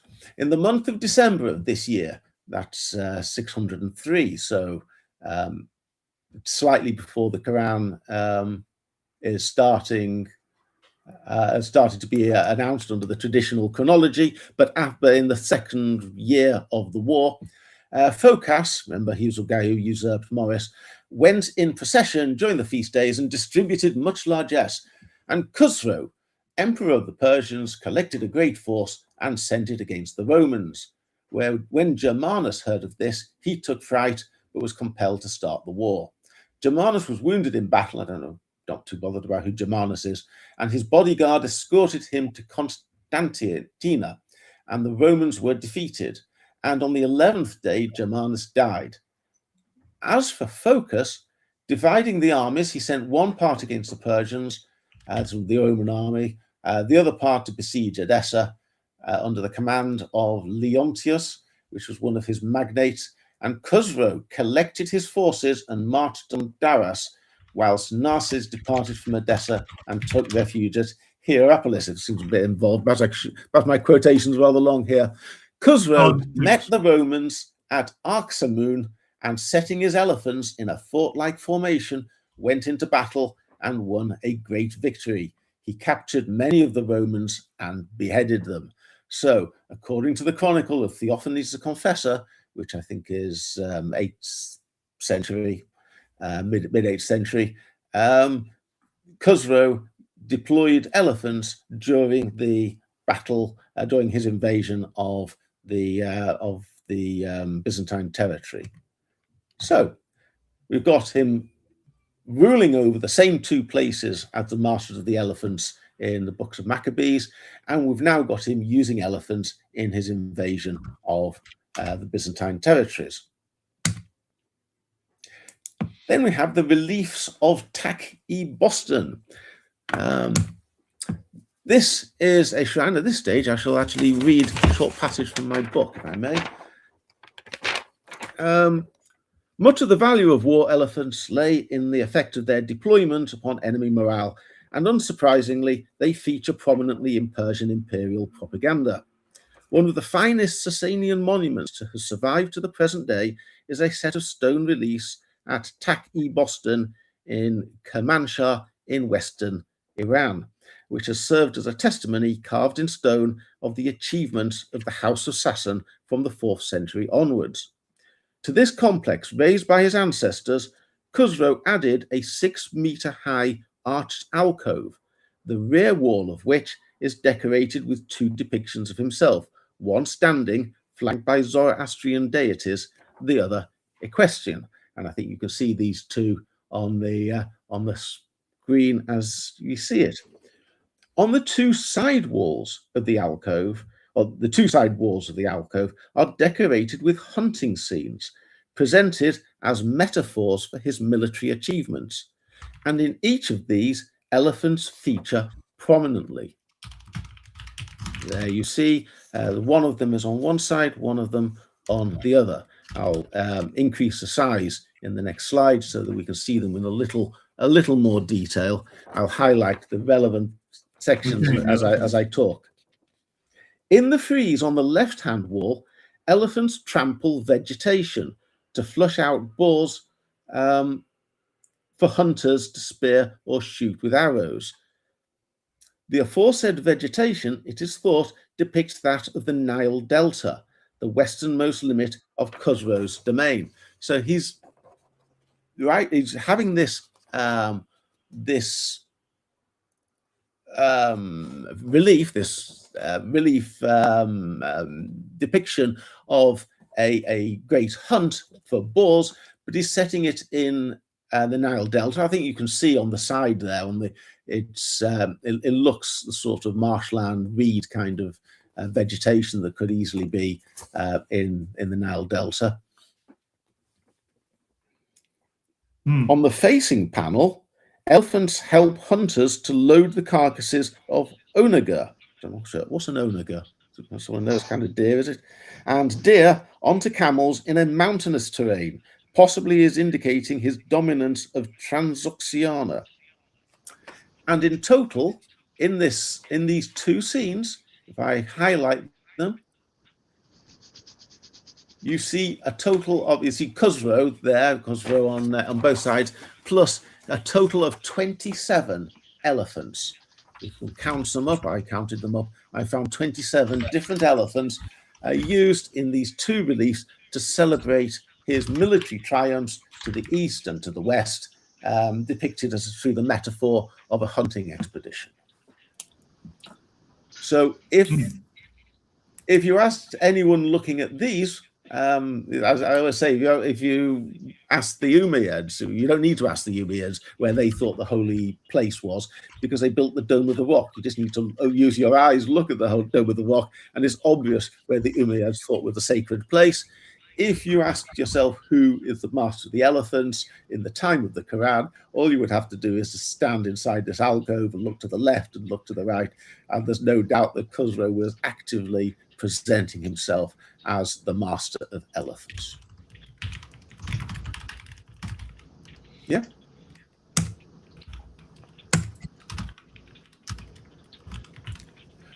Four, there is a report, probably came a little bit after the Quran, but the report that when Khosrow killed Numan III, remember the king of Hira I started off with, the last Lakhmid king of Hira, he killed him by having him trampled to death by elephants, precisely in the same way that Ptolemy IV tried to do with the Jews of Alexandria. I don't have to say that it's true that he did that, only that that was what some people believed at that time, to make the connection between Khosrow and the Quran's reference to the companions of the elephant. And finally, Iyas ibn Kabisha, apparently, according to Al-Tabari, deployed elephants at the Battle of Dukar. Oh, there he goes. Something went wrong there. This is the history of Al-Tabari. Oh, sorry. Take my word for it. In the history of Al-Tabari, it's in book number 5. It refers to the Battle of Dukar, and Muhammad is actually mentioned in connection with it. And he says, oh, by the way, Iyas ibn Kabisha brought up his elephants. We can come back to this maybe at the end if there's time. I can give you the full quote. So, volume 5, you said? Yes. Okay, yeah, I'll look for it in the meantime. So we now have 5 separate reasons to associate Khosrow II with elephants. And if one doesn't have to imagine it in the same way we do with Abraha, where there's not a shred of evidence that Abraha ever owned an elephant or ever used an elephant, and the story sounds highly implausible. Here one is dealing with actual history. We know that the Persians had war elephants, and we can't say, and we know that Khosrow presented himself in this monument as the master of elephants. And we know that stories were circulating that he had used elephants to kill Numan III, and that Iyas ibn Qabija had used elephants against the Arabs. So you don't have to conjure something out of nothing. Here there's plenty of evidence, I would say, that Khusro II would have been well associated with elephants. Right, that makes actually good sense. So conclusion number 3 is Khusro was prominently associated with the command of elephants at the time of Surah 105's composition, and in fact had deployed them at around that time in 3 ways that are relevant to political circumstances for Arabs at that time. Yeah, should I show the Dukar stuff? Almost You want to have a look at that? Sorry? I've got the Dukar references in Tabari Volume 5. Do you want me to show it? Yes, please. Yeah, and Kalam L is in the chat. Thanks very much, Kalam. Yeah, I got your message, and of course, yeah, unfortunately, he's doing some, very important work at home, so he cannot jump in. But yeah, he loves the topic. He really enjoys it. He'd love to jump in the future. And yeah, let me just share my screen. So we have, this is Tabari, Volume 5, right? They speak of the encounter at Dukar, mention of the vassal rulers set over the desert frontier of the Arabs at Al-Hira as appointees of the monarchs of Persia. The next reference here is the skirmish at Dukat in Tabari, and several leading poets of the Bakr came within the cultural ambit of the Lakhmid court. Interesting. Then we have... I think it would be easy... Yeah. Unless it comes very quickly, it might be easier for me to go and repair my PowerPoint and then get back to you. Unless you can find it straight away. Yeah, and they speak of the encounter at Dukar here. There's this. It's quite extensive. It's quite a number of references to Dukar on this page. Is this what you were going for? But you haven't found the elephant reference though.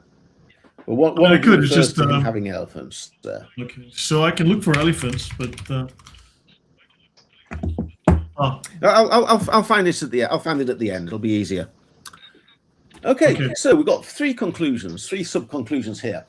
First is that after the Sasanian conquest of Jerusalem in 614, a group of Jews re-established temple sacrifice, built a small structure at the site of the former temples, which was crushed by the Persians.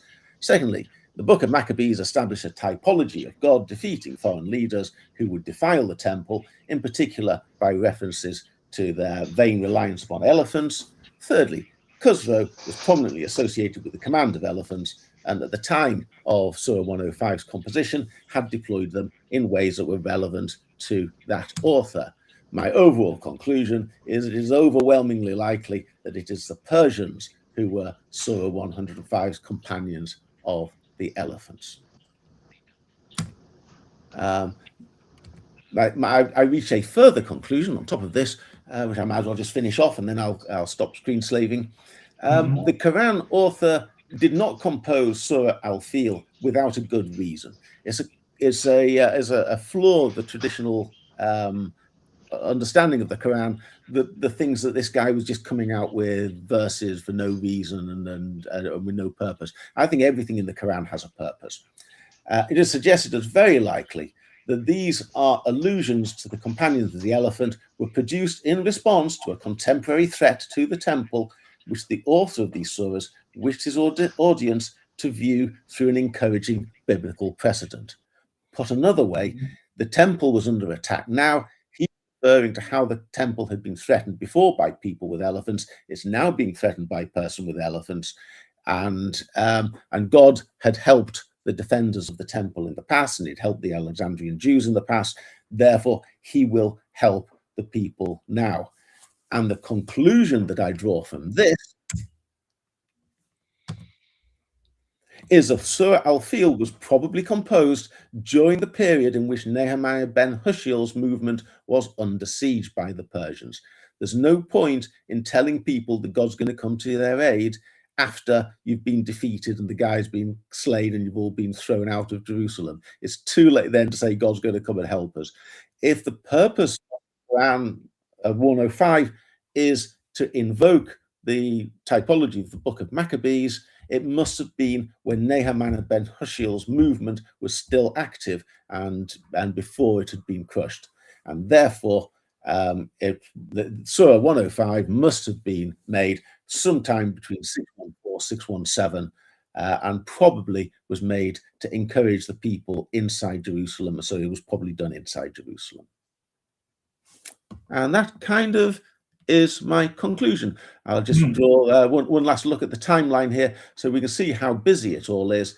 But my explanation, I think, fits with the wording of the Quran. It fits with the external evidence, including carved in stone in Taki Boston, and it fits the historical context. Most of all, it makes sense. I take a passage of the Quran that doesn't really make any sense, read in isolation, doesn't make much sense when it's read in the traditional narrative, but when you locate it in Jerusalem, suddenly it makes perfect sense and put it within the historical context. Right. There you are. Yeah, I mean, there is no external evidence to support the Mecca thesis. And there's no way elephants could exist in that environment. And it's not like global warming suddenly changed the climate in a week. And to be honest, I'm not a huge fan of that thesis anyway, the whole global warming thing. But that said, yeah, it does fit much more with the events that are further north. So shall I finish the, do you want to stop the screen share? I'm not quite sure how to do that. Should I stop the screen share or do you want to continue? Yeah, no, if you stop the screen share, I can get you the quote from Al-Tabari.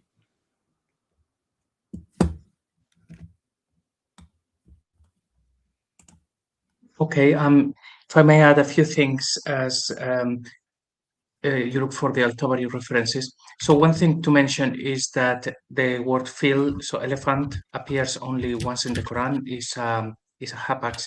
So every time that we have a word that only appears once well, it has to be treated with suspicion.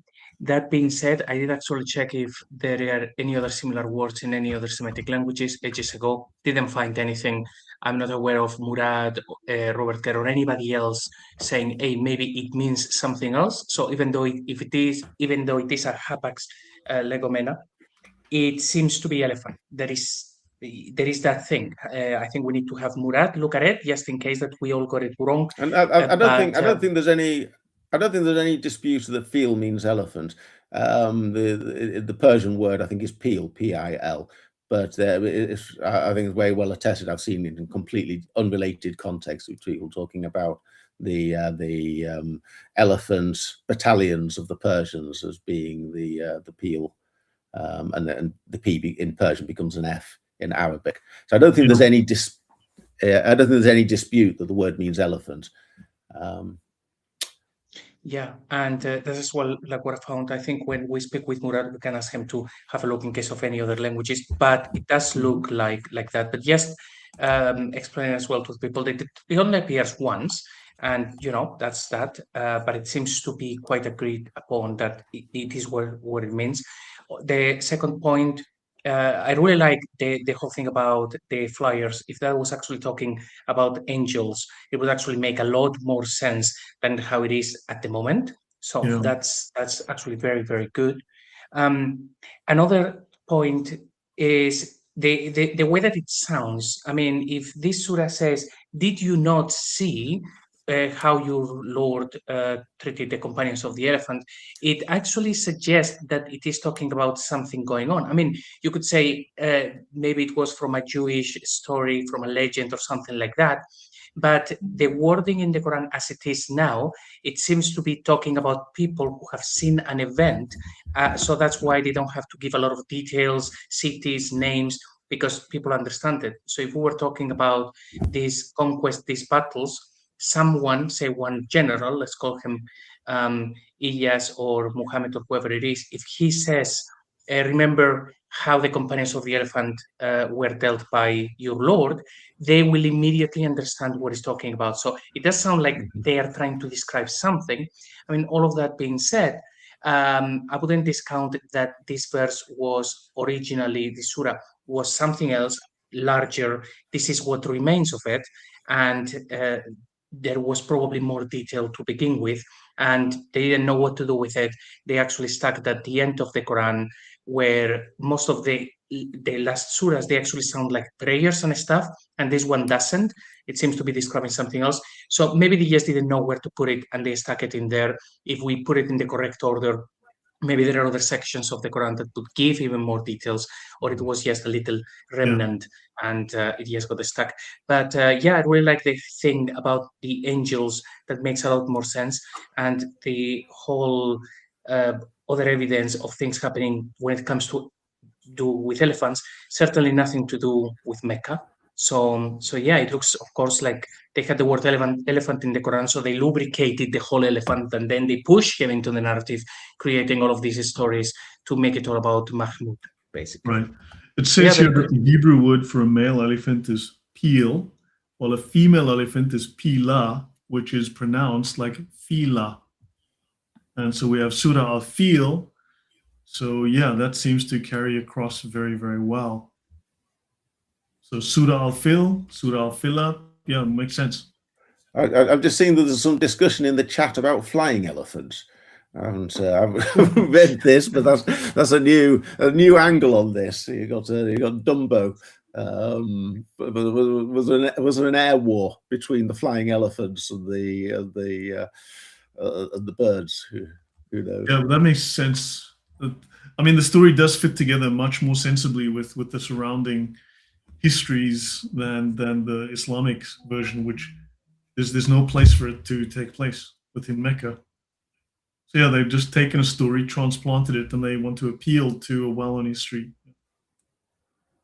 I wonder, Eric, do you have any thoughts from your side on that? Well, just like everything else in the Quran,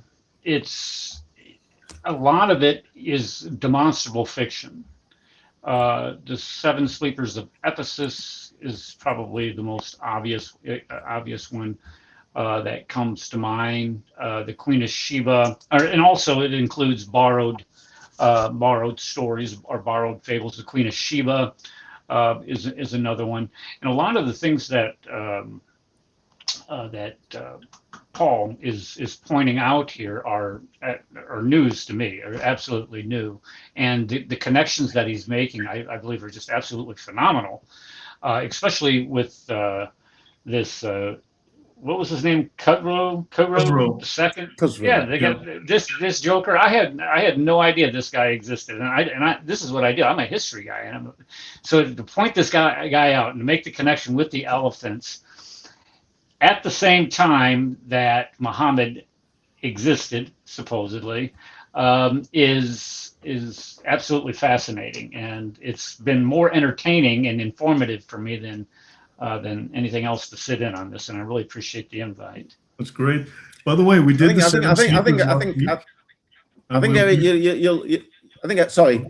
think you'll enjoy reading the book, because this is like whatever, this is 20 or 30 pages of the book. The book is 600 pages long. It's everywhere you look in the Quran, there are, I find, rational explanations as to what it was actually saying that make sense within the history and within the biblical context. And yeah, I thought you might enjoy it. Right. Yeah, Eric, we did the Seven Sleepers of Ephesus last week. We're doing a series on the Christian or semi-Christian, pseudo-Christian retellings in the Quran. We had Hussein, it was quite an active panel last week, so we're doing another one tomorrow. And we'll be doing, I think, Queen of Sheba as well. And you're welcome. I'll send you the link anyway if you have time to join in. But we'll be looking tomorrow? Yes, same time. Same time. Okay. Well, hopefully I'll have my computer connected by then, instead of having to look at my nose hairs. Because Usama and myself, we've been going through every single foreign story in the Quran and sourcing it, from Zoroastrianism, from the Armenians, from you name it.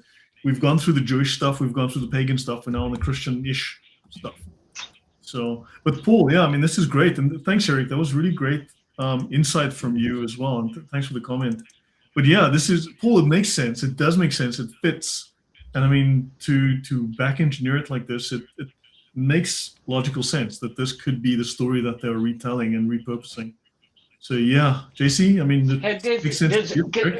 If we look at the commentators, Kathir, Jalalain, Abbas, is there any indication from these commentators that this was some type of fictitious story, or to make some type of other theological connection other than the literal attacking of the Kaaba by elephants and birds carrying stones that we're aware of?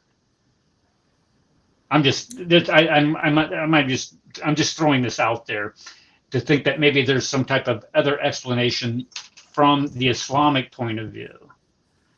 Because it appears in Ibn Ishaq, which is really the first history of the Meccan period. There are, I think, a couple of other books, Lives of Muhammad, from about the same vintage, but they only refer to the expeditions and the Medinan phase. I think Ibn Ishaq's the first thing we have dealing with the Meccan part of his life, and if that's what he treats it in Ibn as Ishaq, literal history. I don't think anyone's Yes. I'm not aware that anyone's contradicted him and said that wasn't correct.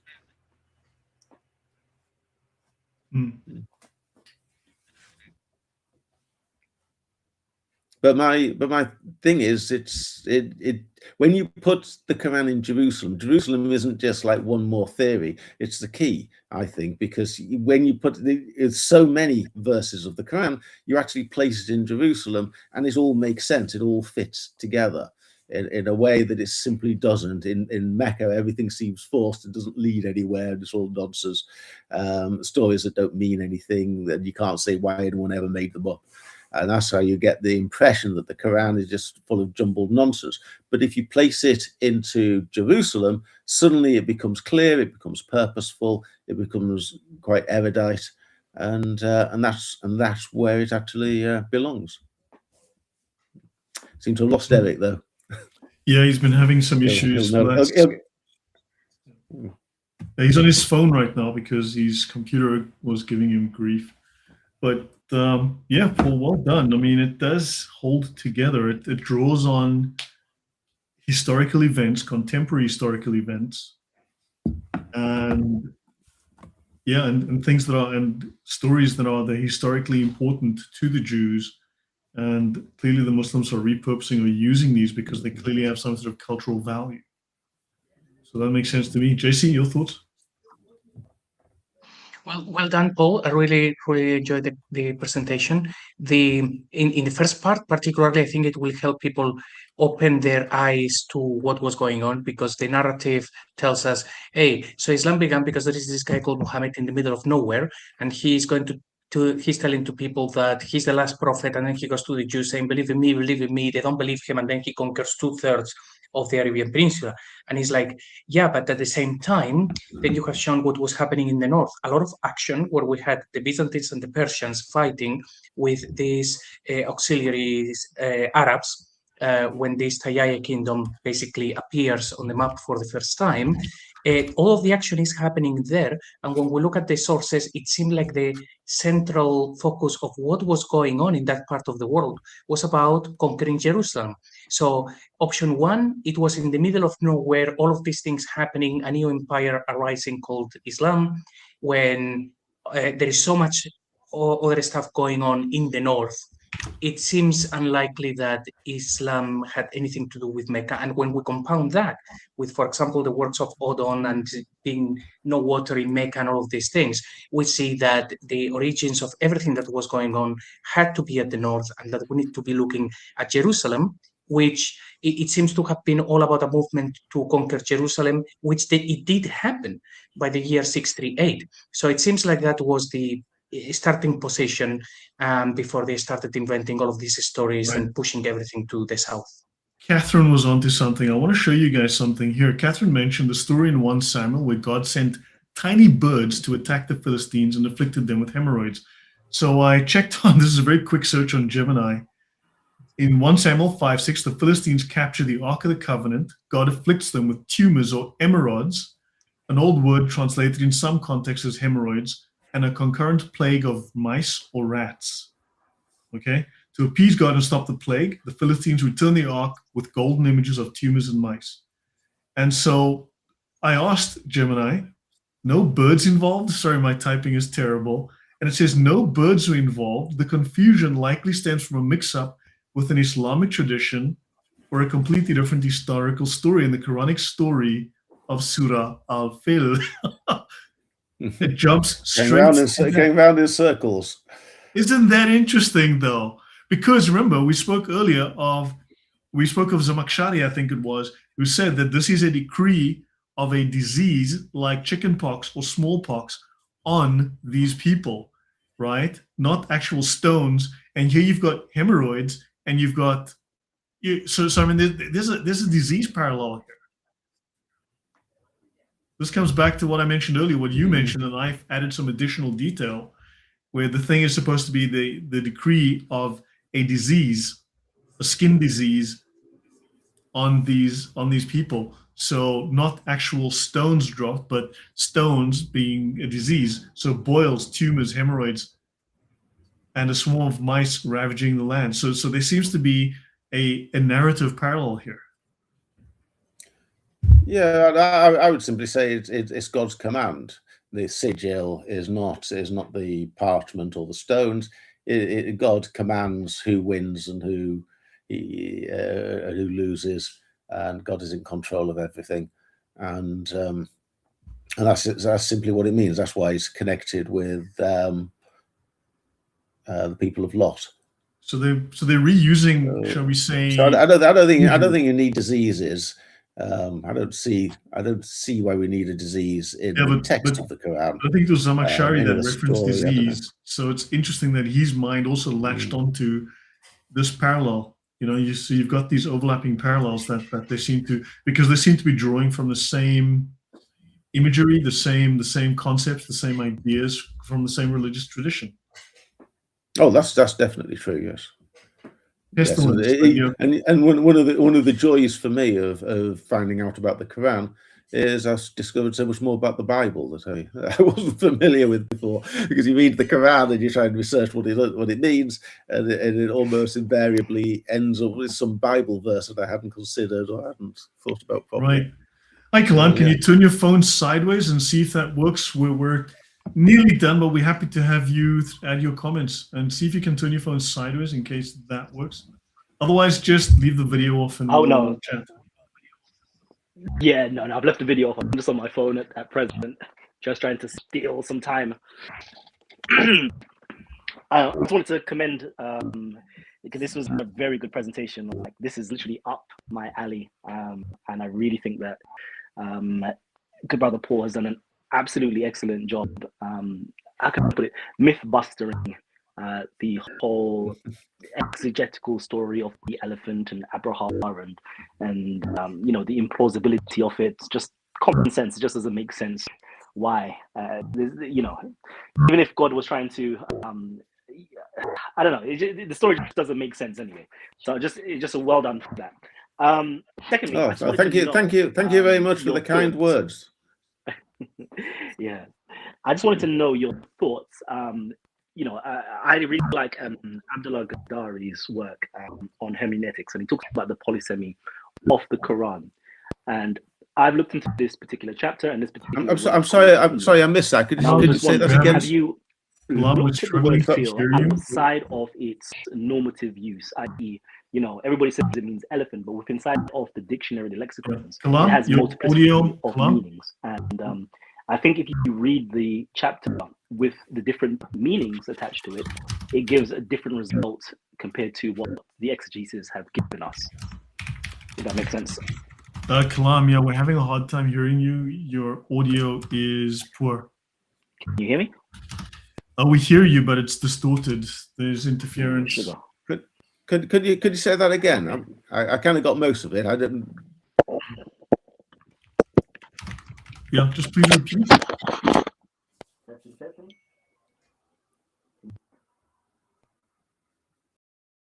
Yeah, I missed a lot of it. It's coming through very unclearly to me. Kalam, I have lost your sound entirely, actually. I can't hear anything.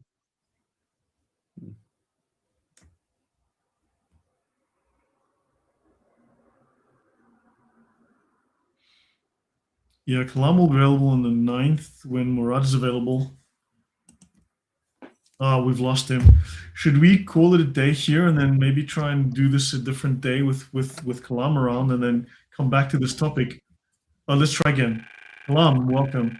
Could you just repeat your question, please? We'd be very interested to hear it.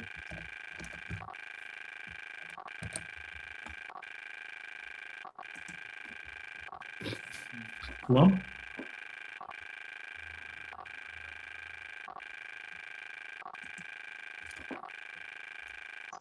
No sound is coming through, Kalam. We don't hear you. Yeah. Shall we just call it a day here and then pick this up another time? Okay, a couple of points. Somebody, first of all, thank you everybody on the chat, because I've seen one or two people there saying very kind things about me, and thank you very much for everyone. It's very encouraging. A lot of this stuff has been doing sort of on my own, hidden away, and so it's always very encouraging if anyone says anything nice about it. The other point is somebody asked, somebody said they can't find my book on. Can you send me the link? I will drop it. Link it. It is there. I'm looking at it now, so it is there. So just send me the link in the chat here, and just put it in the private chat or something, and I will make sure. Yeah, but if we do the link there, it'll be fine. Okay, and somebody asked. Somebody asked about do I think that Lakhmids, the Lakhmids and Hira, are connected to the Muhammad story? I like things you can prove, and I think I've proved to a reasonable standard what Surah 105 is all about. I do engage in little bits of speculation, but I'm always a bit wary of that. I mean, in my opinion, Hira is quite a good place for the Quran author to have started off. It's a place where you've got the Talmud. It's a place where you've got the Talmud being made about 3 miles down the road. It's got people from different Christian denominations there, the Church of the East. It's got various other things in the mix. I'm sure you would have got plenty of Zoroastrians there, and Manichaeans and all sorts. And also, Hira is reputedly where the Arabic language was first written down. The first people to develop a script for the Arabic language was in Hira. So it's got lots of, and then of course you got this strange coincidence that is also the name of the cave where Muhammad supposedly had his first revelation, was the cave of Hira.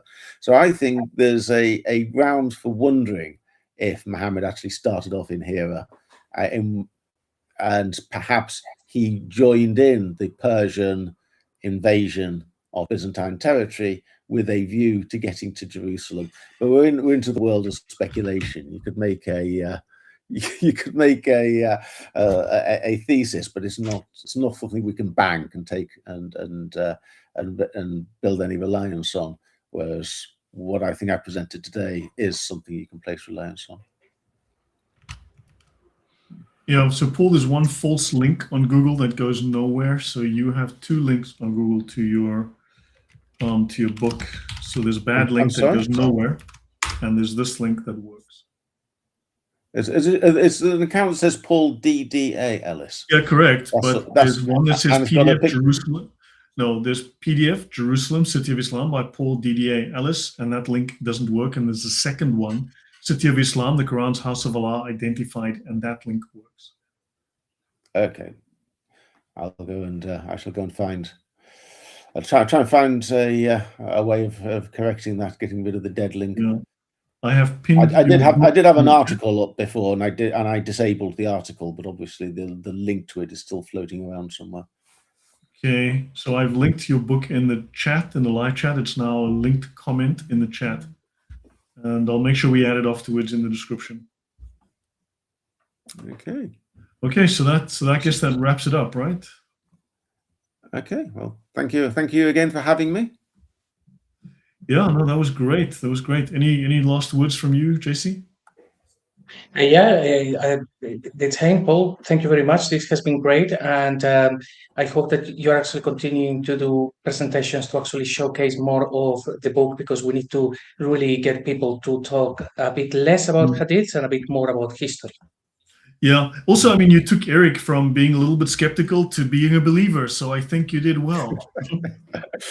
Well, I could tell. I like the way his mind was working, but obviously this was all new to him, so he didn't. Quite He was how it all catching up worked. a little bit from behind. So yeah, there's that. He picked up on my themes very quickly. I No, thought he's he a good would. guy. Look, I mean, the people I've invited on are good guys. They're smart guys. I know them. I've worked with them. He knows a lot about Mecca. So when Odon does his Mecca thing, I'd like to invite him on as well, get Eric back on. And he thinks the same way. So he might, also add some really interesting commentary. Mhm. And he's an educator. He's a former professor or something like that. So, history and other things. So he's a really good guy to have on, So yeah, it's also good to get other comments. So yeah, I think that's it, right, guys? So thank you. Then we shall be back tomorrow, I think, with a panel discussion on Christian-ish myths in the Quran and their sources. Right, and we'll be back next week with Paul and the gang, unless Paul joins us tomorrow. So guys, take care. No, I've got something planned for tomorrow, but I'll see you next week if that's okay. Okay, take care then, everyone. God bless.